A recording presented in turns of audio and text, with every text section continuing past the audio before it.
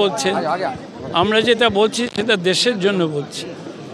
বাম এবং কংগ্রেস সারা ভারতে ঐক্যবদ্ধ হয়েছে, যে জন্য ইন্ডিয়া তৈরি হয়েছে। ইন্ডিয়া তৈরির পেছনে তৃণমূল কংগ্রেসও আগে ছিল, কিন্তু তৃণমূল কংগ্রেস এখনও যে নেই তা নয়। কিন্তু তৃণমূল কংগ্রেস যে ভূমিকাটা নিচ্ছে সেটা হচ্ছে ওরা কখনো ইন্ডিয়ার ভেতরে কখনো ইন্ডিয়ার বাইরে থাকছে। ইন্ডিয়ার বাইরে মানে ইন্ডিয়ার গ্রুপের বাইরে থাকছে, অর্থাৎ ওরা একটা সেটিং করে রেখেছে বিজেপির সঙ্গে। এই সেটিংটাকে ওরা কখনোই ভাঙতে চাইছে না। चाहिए ममता बनर्जी एक तरफ कहती हैं कि हम सेकुलर हैं और दूसरी तरफ जो अपने भाईपों को बचाने के लिए, अभिषेक बनर्जी को बचाने के लिए कहीं ना कहीं वो तालमेल करके रखी हैं भाजपा से। तो हम लोग इसको हम जनता के बीच बोलेंगे कि किसी भी तरह जो है वो वोट प्रदीप भट्टाचार्य को मिले। वो कहती हैं, वो तो कहेंगे ही ये बात, लेकिन वो कहीं ना कहीं बीजेपी की बी टीम हो गई हैं। पहले वो हम लोग कांग्रेस को बोलते थे कि सीपीएम की बी टीम है, अभी वो बीजेपी की बी टीम हो गई हैं। ये आप लोग सरासर देखिए कि सारे नेता उनके जेल में हैं, और जो ये जब अभिषेक को पकड़ने जाती है ईडी या सीबीआई, उस समय वो जाके मोदी से अमित शाह से जाके वो तालमेल कर लेती हैं। और उनका जो है कहीं ना कहीं ये आप लोगों को मानना ही पड़ेगा कि वो जब पहले भी जब अटल बिहारी वाजपेयी प्रधानमंत्री थे, उस समय वो क्रीड़ा मंत्री थी उनके सरकार में।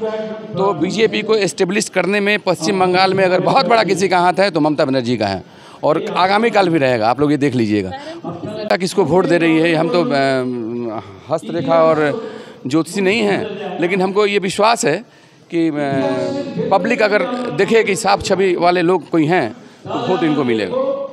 धन्यवाद।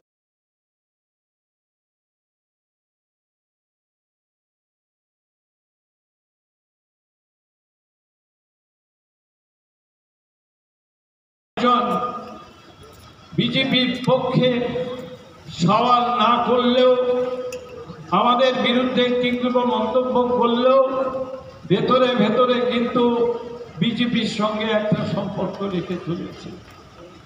তাই আমাদের লড়াইটা কঠিন, দেশ বাঁচানোর লড়াই, তৃণমূলের লড়াই, ওদের দল বাঁচানোর লড়াই, কংগ্রেস বামদের লড়াই, দেশ বাঁচানোর লড়াই।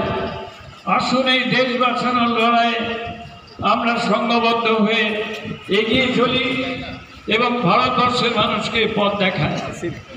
বাংলার মাটিতে যদি আমরা তৃণমূলকে হারিয়ে দিয়ে কংগ্রেস এবং বামপন্থী প্রার্থীরা যদি বেশিরভাগ আসন জয়লাভ করে, তাহলে ভারতবর্ষে একটা নতুন ইতিহাস তৈরি হবে। ভারতবর্ষের মানুষকে আমরা একটা নতুন পথ দেখাতে পারব। তাই আমি আপনাদের কাছে বলি, আসুন আমরা সেই পথ দেখাই।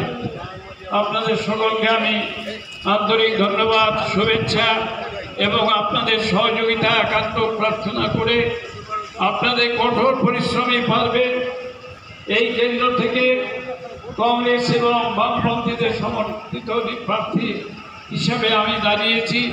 আমি জয়লাভ করতে পারবো শুধুমাত্র আপনাদের সাহায্য, লড়াই এবং জনগণের আশীর্বাদে।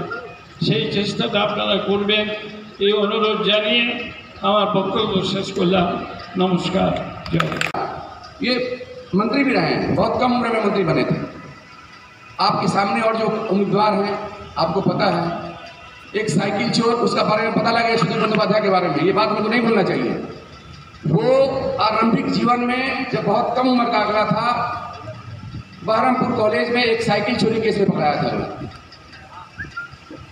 लेकिन प्रियोदा के आशीर्वाद से हम तो मुस्लिम भाइयों से ये अनुरोध करेंगे कि आपको अब्दुल रऊफ अंसारी का बदला आप लोगों को लेना चाहिए, क्योंकि एक सिटिंग एमएलए को हटा करके और उनको टिकट मिला था। वो आंदोलन करके सुधीर बंदोपाध्याय इस लड़ाई में नहीं आए, वो चमचाबाजी करके सुधीर बंदोपाध्याय जो राजनीति में, और उसके बाद आप देखो कई बार सांसद रहने के बाद उनको जेल की यात्रा करनी पड़ी। 1947 का आज़ादी की लड़ाई वो नहीं लड़े थे, इसलिए जेल में गए। वो किस लिए जेल में गए हैं ये भी आप लोगों को पता है। शुरू से आरंभिक जीवन से और अंतिम जीवन तक उनका जो इतिहास रहा है, अगर वो राजनीति में नहीं रहते तो शायद जेल में ही रहते, लेकिन राजनीति के कारण वो जेल के बाहर हैं।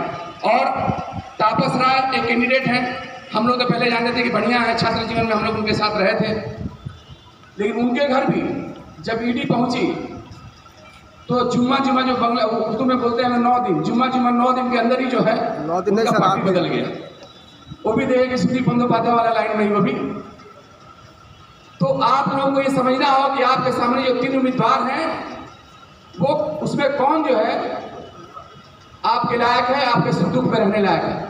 आप लोग उसमें बहुत लोग होंगे, प्रदीप दा के घर में जब भी गए होंगे, जाते ही जो है आपको वहाँ पे जाते जाते ही आपसे मिले होंगे और आपके सुख दुख में आके लड़े होंगे। हमारे शिवजी भाई ने कहा कि वहाँ घर में जाने पे कुत्ता और जूता दोनों मिलते हैं, बहुत सत्य बात है ये।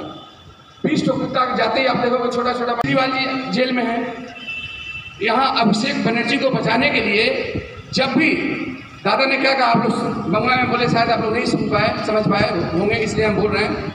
इन्होंने कहा कि जब कोई बिल पास होने का होता था तब ममता बनर्जी जो है वॉकआउट कर देती थी, विरोध में नहीं रहती थी। वो सारा टीम को लेकर के उनका खबर होता था, ये लोग लोकसभा से ये लोग बाहर चले जाते थे। कई बार ये लोग कभी भी कांग्रेस का साथ नहीं दी। वहाँ जो विपक्ष का जो रोल है उन लोगों ने ये रोल नहीं किया। उनका किसी भी न किसी तरह जो है बीजेपी से मिल करके वो जो है वो सब समय जो है वो बीजेपी से मिलके अपने लोगों को यहाँ बचाई है। उसमें अभिषेक बनर्जी के लिए सारा राजनीतिक केंद्र जो है उनका अभिषेक बनर्जी पे है। और बीजेपी भी ये चाह रहा है कि इनको डरा धमका के किसी भी तरह जो है 20-25 सीट हम लोग यहाँ से ले लें। और जहाँ जहाँ जो कैंडिडेट है कहीं बड़ा कहीं हल्का ऐसे दे करके उन लोगों का यही है। आप लोग को समझना होगा, समझाना होगा कि आपका उम्मीदवार आपके बीच में कैसा है। हम बहुत ज़्यादा और बाहरी बातों से नहीं जाना। हम इन्हीं ये जो बात बोले हैं, तरुण बाबू बहुत बात बताए, अमिताभ बाबू बोले कि देश जब आज़ाद हुआ वामपंथ के जो लोग थे वो कहीं ना कहीं समर्थन में थे देश की आज़ादी में। आरएसएस के लोग ने एक भी कोई लोग अगर ये साबित कर दे कि आज़ादी की लड़ाई में एक पत्थर भी चलाया हो तो हम जो भी आप कहेंगे मानने के लिए तैयार हैं। एक भी नेता का योगदान ये नहीं है, इतिहास नहीं है कि वो लोग देश की आज़ादी लड़ने के लिए लड़े हों लोग। लेकिन कांग्रेस विचारधारा के लोग बहुत कम थे, लेकिन उन लोगों ने महात्मा गांधी के नेतृत्व में सारे लोग एकत्रित हुए और देश को आज़ाद किए। ब्राह्मण के लोगों ने भी उनका सहयोग किया वहाँ से। तो आज़ादी की लड़ाई से लेकर के और आज तक